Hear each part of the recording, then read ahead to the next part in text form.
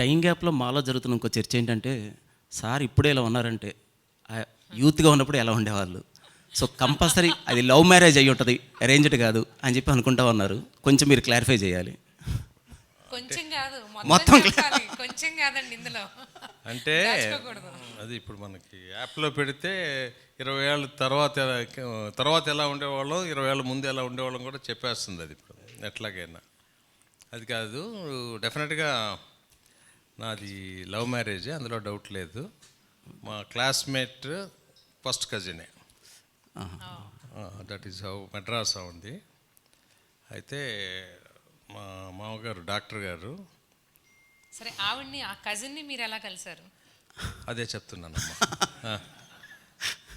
ఆవిడని ఎలా కలిశారంటే, మా ఫ్రెండ్కి ఐడియా ఉన్నట్లుంది డాక్టర్ గారిని కలవటానికి అని చెప్పి. నాకు కోల్డ్ ఏదో వస్తే మెడ్రాస్లో ఉన్నప్పుడు ఇంటికి తీసుకెళ్ళి పరిచయం చేశాడు. లవ్ ఎట్ ఫస్ట్ సైట్ అనుకోండి. That is how. ఆ ఫొటోస్లో ఆ కెమిస్ట్రీ కనిపిస్తుంది. నాకు కనపట్లేదు కదా ఫోటో, ఇటు నాకు పెట్టవలసింది కూడా కనిపించలేదండి. ఆవిడలో కనిపిస్తుంది.